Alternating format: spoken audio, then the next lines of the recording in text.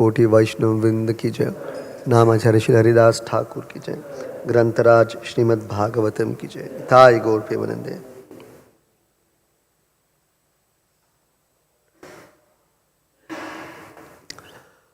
ओम नमो भगवते वासुदेवाय। ओम नमो भगवते वासुदेवाय। ओम नमो भगवते वासुदेवाय। नारायणं नमस्कृत्य नरं चैव नरोत्तमं देवीं सरस्वतीं व्यासं ततो जयमुदीरयेत्। नष्टप्रायेषु अभद्रेषु नित्यं भागवत सेवया भगवत्युत्तमश्लोके भक्तिर्भवति नैष्टिकी।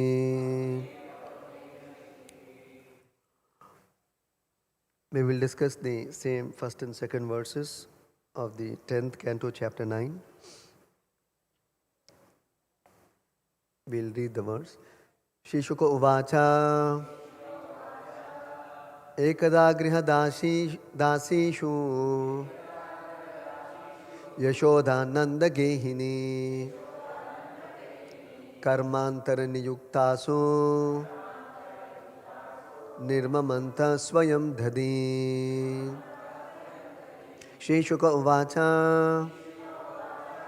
Ekada Griha Dasishu Yashodhananda Gehini Karmantara Niyuktasu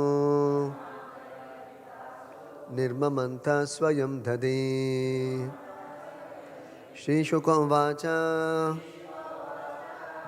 Ekada Griha Dasishu Yashodhananda Gehini Karmantara Niyuktasu Nirmamanta Swayam Dhadi.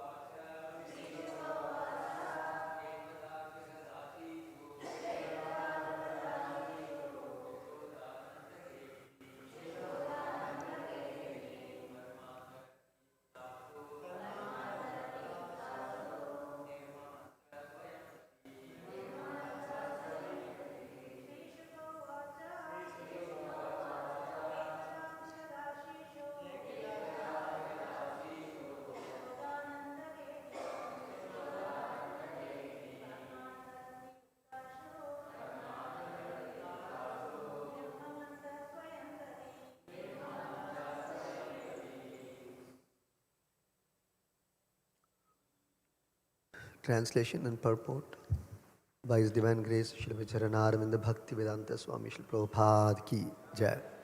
Translation. Shri Shukadeva Goswami continued, one day when Mother Yashoda saw that all the maidservants were engaged in other household affairs, she personally began to churn the yogurt. While churning, she remembered the childish activities of Krishna, and in her own way she composed songs and enjoyed singing to herself about all those activities. Please read the translation. Shri Shukadeva Goswami continued, one day when Mother Yashoda saw that all the maidservants were engaged in other household affairs, she personally began to churn the yogurt. While churning, she remembered the childish activities of Krishna, and in her own way, she composed songs and enjoyed singing to herself about all those activities. Purport. Srila Vishwanatha Chakravarti Thakur, quoting from the Vaishnava Toshini of Srila Sanatana Goswami, says that the incident of Krishna's breaking the pot of yogurt and being bound by Mother Yashoda took place on the Deepavali day or Deepa Malika. Even today in India, this festival is generally celebrated very gorgeously in the month of Kartika by fireworks and lights, especially in Bombay. It is to be understood that among all the cows of Nanda Maharaj, several of Mother Yashoda's cows ate only grasses so flavorful that the grasses would automatically flavor the milk. Mother Yashoda wanted to collect the milk from these cows, make it into yogurt and churn it into butter personally. Since she thought that this child Krishna was going to the houses of neighborhood gopas and gopis to steal butter, because he did not like the milk and yogurt ordinarily prepared. While churning the butter, Mother Yashoda was singing about the childhood activities of Krishna. It was formerly a custom that if one wanted to remember something constantly, he would transform it into poetry or have this done by a professional poet. It appears that Mother Yashoda did not want to forget Krishna's activities at any time. Therefore, she poeticized all of Krishna's childhood activities, such as the killing of Putana, Aghasura, Shakatasura, and Trinavarta. And while churning the butter, she sang about these activities in poetical form. This should be the practice of persons eager to remain Krishna conscious 24 hours a day. This incident shows how Krishna conscious Mother Yashoda was. To stay in Krishna consciousness, we should follow such persons. Thus ends the Bhaktivinoda purport and translation to Canto 10, Chapter 9, texts 1 and 2 of Srimad Bhagavatam.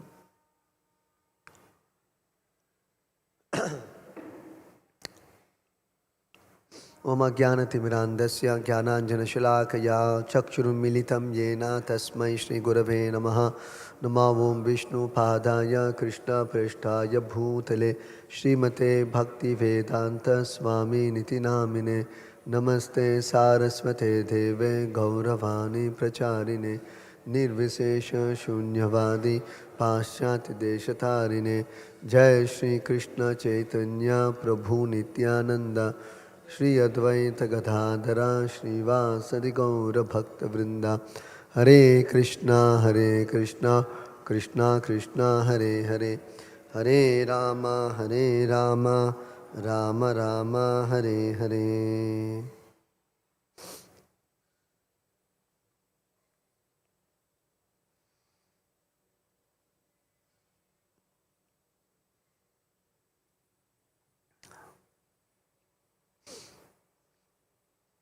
This is yet another pastime described by Shukadeva Goswami, which was thoroughly enjoyed by Mother Yashoda.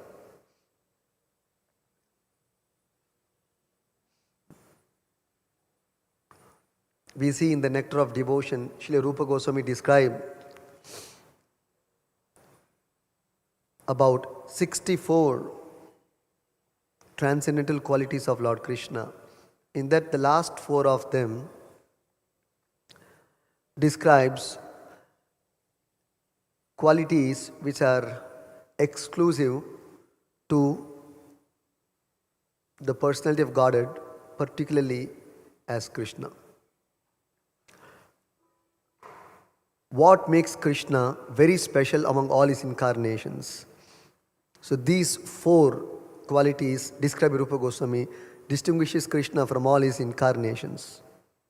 So in that, one of the qualities among the 4 described by Rupa Goswami says that Krishna is always surrounded by loving devotees.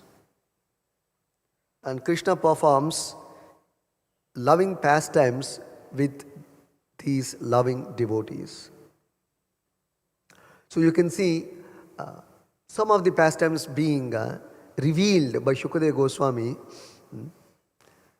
So these are very, very enchanting pastimes, and Krishna is very enchanting. His personality itself is very enchanting. His features are very enchanting. Everything about Krishna is very enchanting, very sweet, very mesmerizing. So aptly, the Supreme Personality of Godhead is being described as the all-attractive one, which in Sanskrit translates to Krishna. The all-attractive one. So the Lord attracts His devotees in innumerable ways. Not only His devotees, the entire creation is charmed by Krishna, enchanted by Krishna, entire creation. What do you speak of devotees? Even non-devotees are enchanted by Krishna, although they do not know. That is the only difference. The devotees know the reason for being enchanted, the reason for being enthused, the reason for being attracted, but the non-devotees do not know. The subject and the object and the central cause for all of these things is actually Krishna. So those who realize, they are devotees. Those who are not realized, they are categorized as non-devotees. That's all. Otherwise, everybody is attracted by Krishna. Who is there who is not attracted by Krishna? Somebody may say, I'm attracted by this creation, by the mountains, by the rivers. That is Krishna's creation.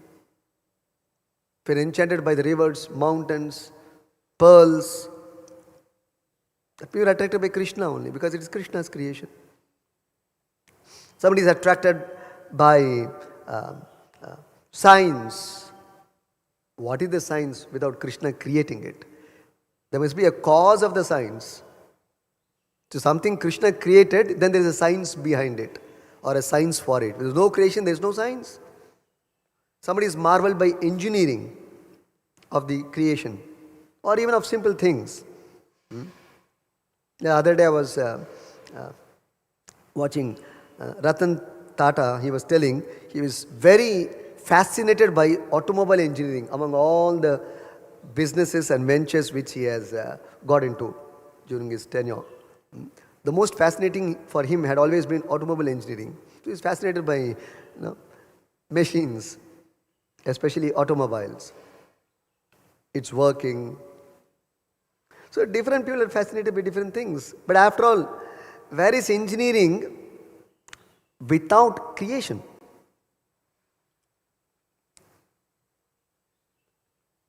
So after the Lord creates, then all the engineering comes into picture, engineering science comes into picture.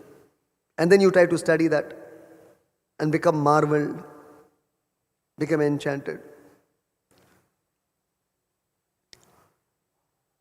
Anything you can take, any subject, the source is Krishna.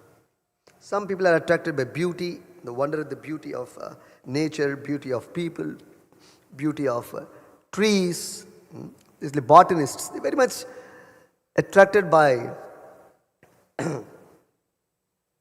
trees, plants, herbs, soil, very much attracted to earth, the smell of the earth, the fragrance.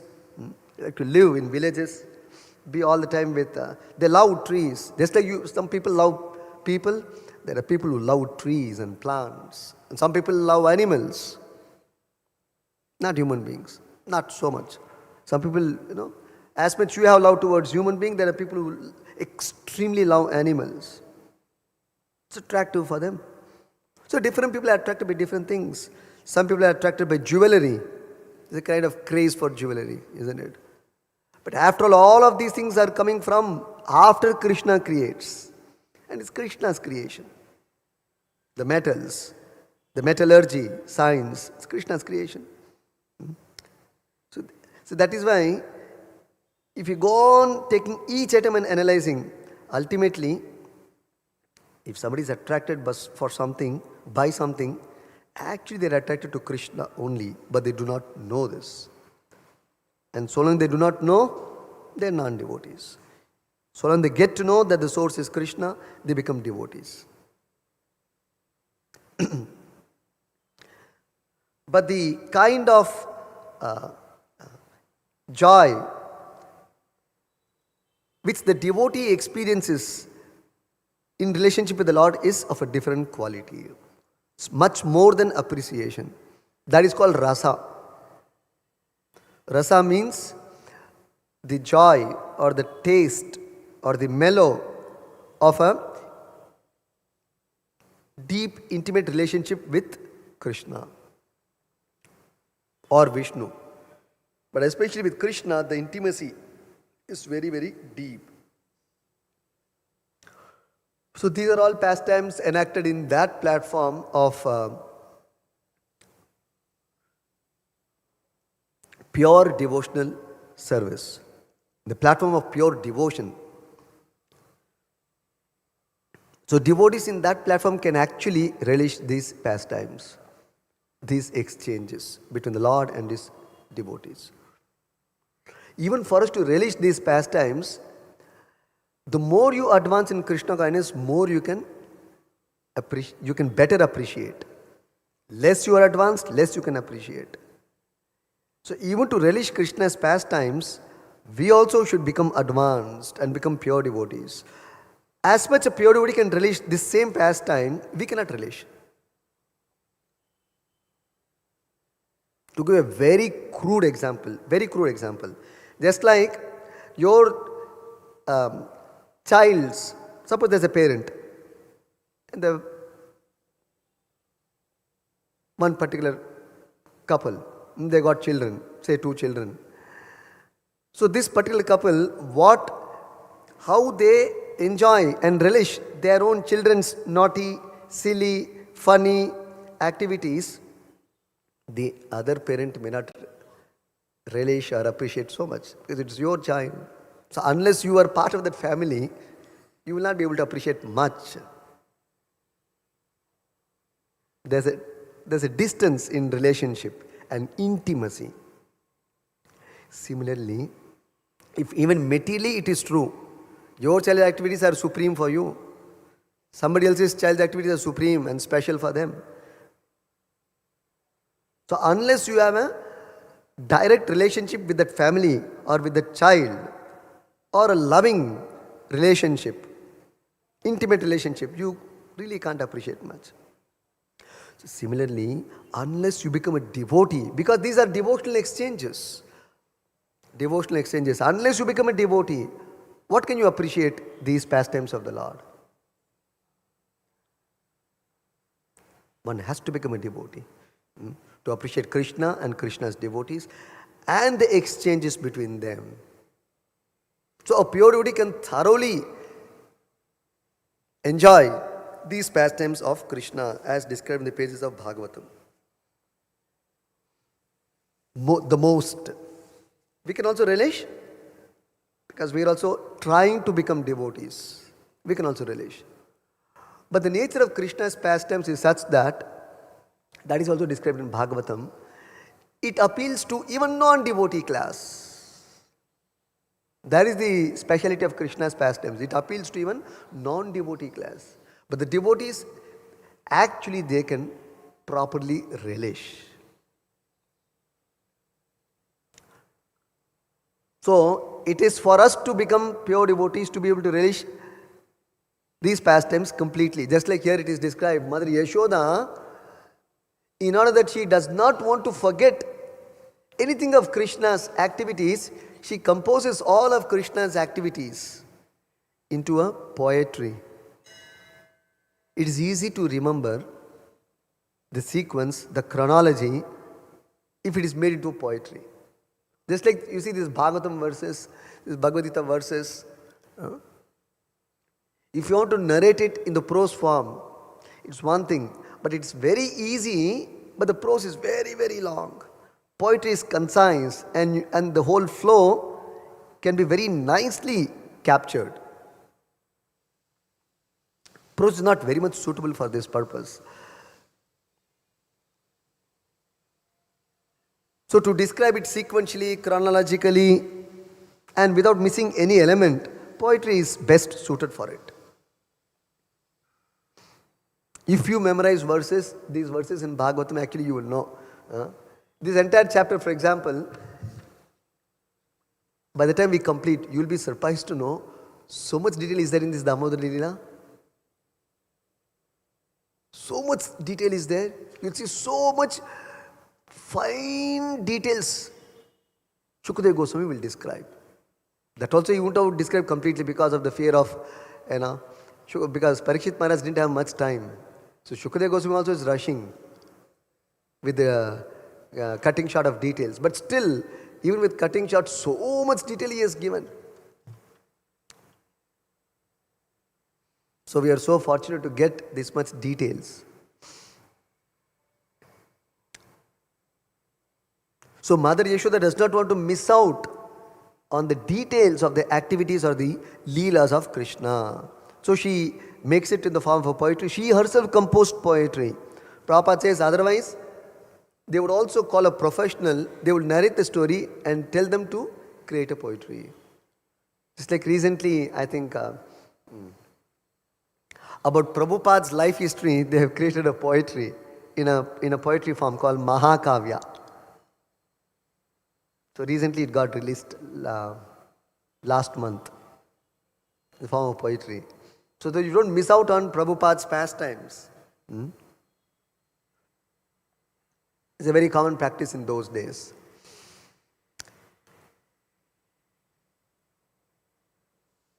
So most important thing is Smartavyam Satatam Vishnu Vismartavyam Yena Jatu Chit Yena Kena Prakarena Mana Krishna Niveshayet. This is the principle and the formula. Smartavyam Satatam Vishnu. What is that? Smartavyam means remembrance, to remember. Satatam Vishnu. One should always remember Vishnu. Vismartavyam. Vismartavyam means to forget. Yena Jatu Chit. Yena Jatuchi. That means at any point of time, for any reason, one should never forget Vishnu. Don't give reasons to forget Vishnu. You should not give reasons to forget Vishnu. Vismartavyam Yena Jatuchit. We'll try to understand this with simple example later. Yena Kena Prakarena Mana Krishna Niveshayet. Yena Kena Prakarena. So you create ways and means and devices by which mana, the mind, Krishna Niveshayet, can go towards Krishna, can run towards Krishna, can flow towards Krishna. Just like Kunti Maharani says that, Gange Vaugham Udanvati. In that last verse of a praise, Sri Krishna, Krishna Saka. Gange Vaugham Udanvati. She says that just like Krishna, my remembrance towards you should flow just like the Ganges flowing towards the sea, naturally. You see, the Ganga Sagar, towards the Ganga Sagar, how Ganges is rushing towards the sea. Unobstructed. And even if obstruction is there, it is coming with so much force, it can overcome all the obstructions. Rivers flow like that. So like that, Kunti Maharani is praying to Krishna. Krishna, my only request, petition, desire is that just like Ganga naturally flows towards the sea, let my mind also flow towards you and your thoughts as freely as Ganga is flowing. In other words, just like we struggle to remember God or Krishna, it's an exercise for us, right? Therefore we call it a sadhana. It's not natural for our mind to go towards Krishna, our senses to go towards Krishna in the conditional state, not in the liberated state, in the conditional state. Because therefore we are called conditioned souls. Our mind naturally goes towards Maya. When our mind naturally goes towards Krishna, you should know you have made some advancement in Krishna consciousness. When it goes spontaneously towards Krishna, that means you have made some advancement in Krishna consciousness. In whatever you do. Otherwise, we have not made advancement. We are still sadhaka only. We are still sadhaka. Attempting. So here we see Yashoda. Naturally, she is able to think of Krishna. They are actually associates of the Lord, eternal associates of the Lord. It is described earlier in the previous chapter how Mother Yashoda and Nanda Maharaj are eternal, have not attained, their constitutional status itself has become that they're eternal mother and father of Krishna. And Krishna also, whenever he comes to this world, he likes to have Mother Yashoda and Nanda Maharaj as his mother and father. So you can just deeply meditate. See, Krishna can choose any mother, father. There are so many devotees, but still he wants to choose again and again same Yashoda, same Nanda Maharaj. What is the speciality of Nanda and Yashoda? What is their love towards Krishna? Unparalleled. No match of their love towards Krishna. The darling of Vrindavan, the darling of Nanda and Yashoda. No parallel, no match.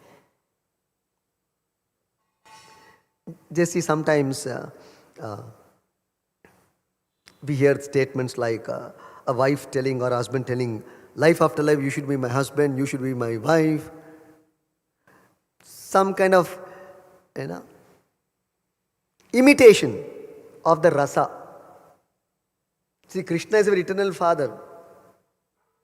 Krishna is also the eternal husband. That's what Shastras say. Krishna is the eternal husband of everyone. Husband means, the word used is natha in Sanskrit. That means the maintainer. The maintainer. One who maintains. So Krishna is the natha of the entire universe, of the entire creation. Every jiva, everything. So naturally he is the husband. Who is the provider? Who is the protector? It is Krishna. So he is the natha actually.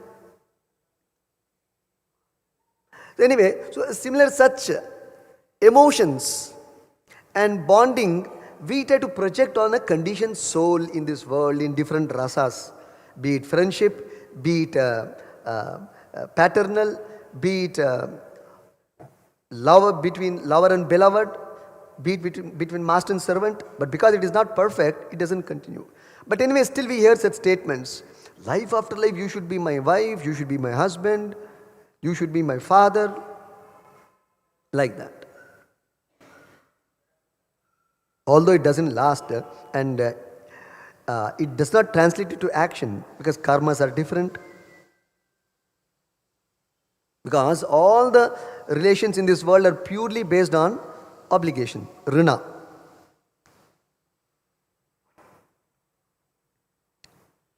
And a semblance of love, not exactly love, because love is possible only between the jiva and the Supreme Lord, and through the Supreme Lord with other jivas. If we don't even have connection with the Supreme Lord, where is your connection with the other jivas? If you don't even have connection with the Supreme Lord, where the question of loving God, then where the question of loving other jivas?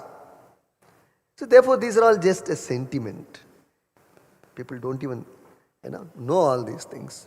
How does love originate? It originates in Krishna. Prema Pumarto Mahan. That is described in the Vedas.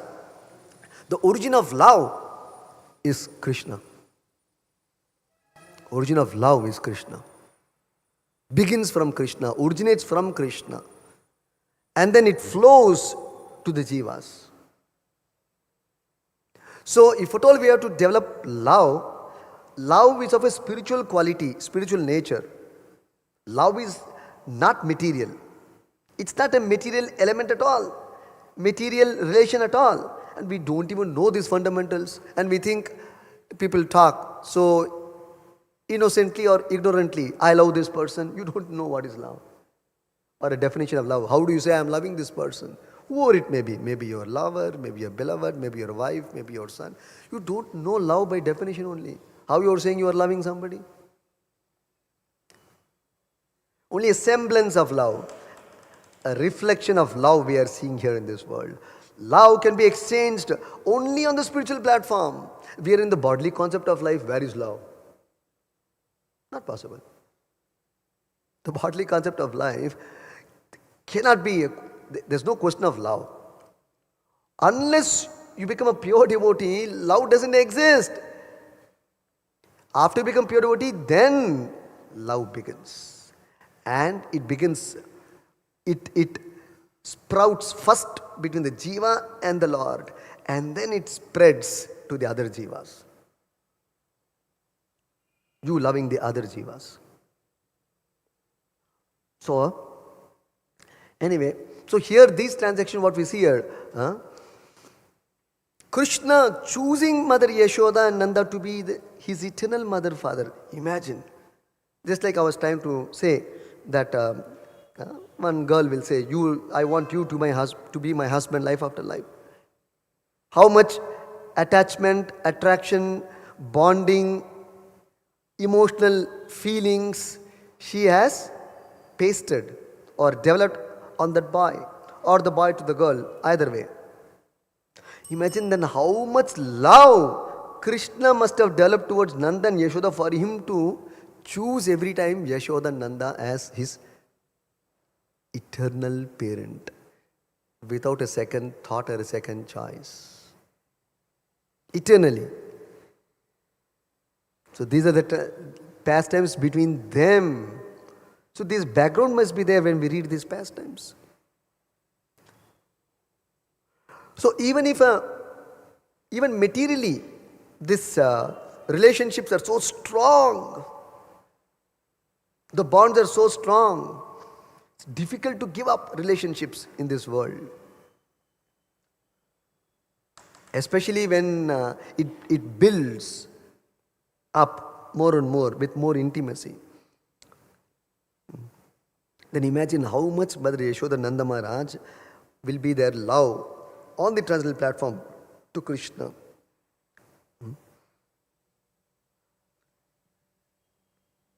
Even ordinarily, a mother always meditates on her children. Whatever the child does, be it study, be it eating, be it sleeping, the mother relishes so much. That too in the material platform is a reflection of what's going on in the spiritual world. So and she does not want to miss out any detail. Sometimes we see some relative comes to the home, and this mother, she will tell so much about her child. Sometimes she can go for 1 to 2 hours at a stretch also, like bhagavatam class. Bhagavatam class also half an hour only.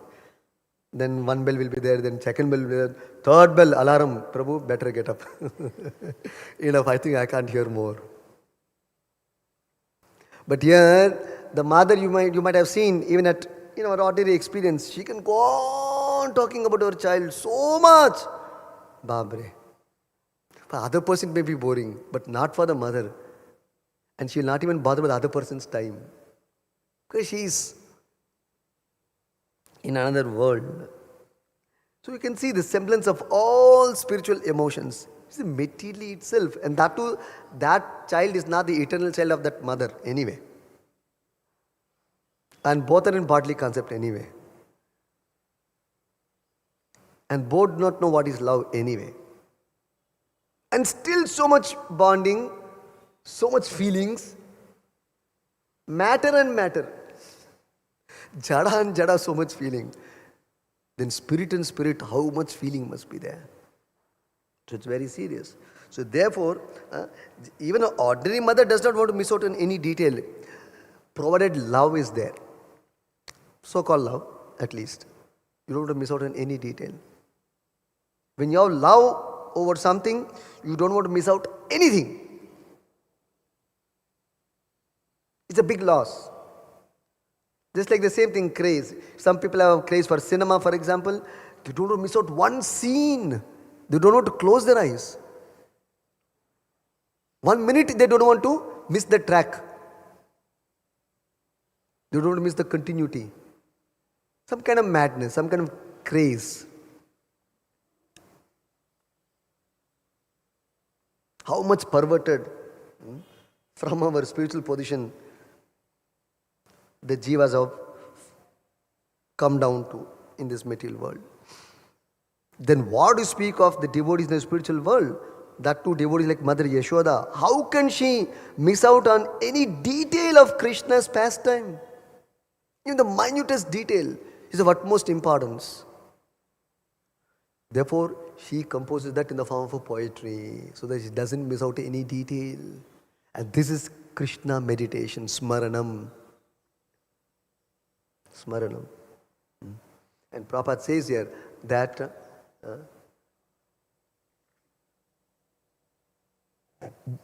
this should, it appears that Mother Yashoda did not want to forget Krishna's activities at any time. Therefore, she poeticized all of Krishna's childhood activities, such as the killing of Putana, Aghasura, Shakatasura, and Trinavarta. And while churning the butter, she sang about these activities in poetical form. This should be the practice of persons eager to remain Krishna conscious 24 hours a day. This incident shows how Krishna conscious Mother Yashoda was. Prabhupada concludes the last statement in this purport. To stay in Krishna consciousness, we should follow such persons. That's when ISKCON, if you see, it had been a very common practice.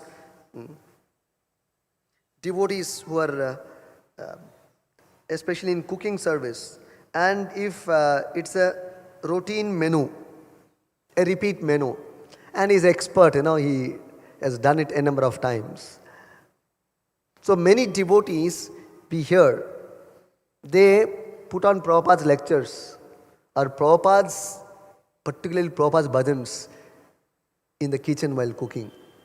Every day, some devotees write, I think the perfection of my devotional service is to simply play Prabhupada's lectures while cooking and keep on relishing Krishna's pastimes by hearing Prabhupada's lectures and keep cooking. And I think this is enough for my perfection. And I would pray to Prabhupada to provide this opportunity, that this opportunity continues for me my entire life. Like that all devotees have written, shared their experience like that. So here also, that's why you see, while churning butter, he sang about these activities in a poetical form. See, in the similar lines, Prabhupada says similarly, while walking on the street, while driving a car, while traveling in a bus, you can think of Krishna, you can chant Hare Krishna on a similar lines. See? So if the activity is not very taxing, if it's routine kind of activity where you don't have to apply your mind too much, especially for those who are working outside especially, then you can introduce these practices. While traveling the bus, you have a half an hour time. Meditate on the whole pastime of Damodar Leela, Trinavarta Leela, Shakatasura Leela, or Krishna's instruction in Bhagavad Gita. Both are same. That is another important point. Both are same. Because of being in the absolute plane. Whether you remember the verses of the Bhagavad Gita or remember Krishna's pastimes, both are the same transcendental effect on the devotee, on the devotee's consciousness. Same effect. As much as Krishna's pastimes like Damodar Leela or Kamsa Vadha or Makanchor Leela can invoke, trigger transcendental emotions in the devotee, Krishna's Bhagavad Gita instructions also can trigger transcendental emotions in a devotee who's in the absolute plane. There's no difference. A pure devotee can relish in the instructions of Bhagavad Gita on the war field as much as he can relish Krishna Leela in Vrindavana. Then he's properly situated. Then he's a standard devotee. Bhagavad Gita also, if you want to remember, it's very difficult. The better we remember by the same sequence as Krishna has described. Verse to verse, verse to verse, verse to verse. And meditate on that links within the translation, within the verse, then the verse to the next verse, to the next verse, to the chapter. This is Krishna meditation. Same thing, this pastime, the details. Now it just begun. One fine day, Mother Yashoda, she saw, because she had many maidservants, because she was the queen. of Gokula, because her husband was the king of Gokula. So therefore she was the queen. So she had a lot of maidservants, hundreds and thousands of maidservants to attend to every household detail. But somehow one fine day, they were all busily engaged otherwise. So Mother Yashoda thought, okay, they're all busy. Busy for Krishna's arrangement only. Because Krishna is Rasa Raja. He enjoys bhoga in so many ways. So to arrange for all of that is quite challenging. You have to arrange so many things for Krishna. So everybody is busy. So she took upon herself to churn the butter, even though being the queen of Gokula. Sometimes we see, that's why I'm saying, all of these things, the semblance of that, a reflection of that we see in this world. Even though there may be a rich woman, a zamindar woman, still she would like to make a special preparation for her sweet child. Happens or not? So how Maya has replicated all of that, and we are fully swept by Maya consciousness in this way. All of these transcendental emotions are there in the spiritual world. And we are thinking, that is what is this? How much sadly we are trapped. So that is why we should be extremely grateful to Srila Prabhupada and Vyasadeva and Shukadeva Goswami to reveal these truths, and Rupa Goswami to explain us, to crack the illusion of transcendental emotions versus material emotions. To crack the illusion of transcendental love versus material lust. Transcendental rasa versus perverted reflection of those rasas in this world. At least we awaken to reality. Oh my God, really? These are all simply a mirror image, a perverted reflection. So at least we can work towards becoming a devotee and build our relationship with the Supreme Lord for exchange of these transcendental emotions with the Supreme Lord. And every jiva is eligible for these transcendental relationships with the Supreme Lord. And that's what Bhagavatam is providing for. So she personally began to churn the butter, churn the yogurt to turn it into butter. And while doing so, she remembered the childhood activities of Krishna, composing songs. See, how when you become a devotee, she's composing poetry, she's composing songs. She has not undergone gone to any music academy, nor learnt any poetry.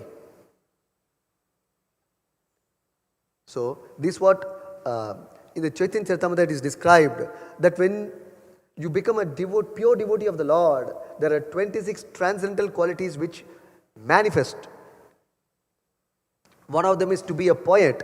Naturally, you will compose poetry. See, Mother Yashoda is also composing songs.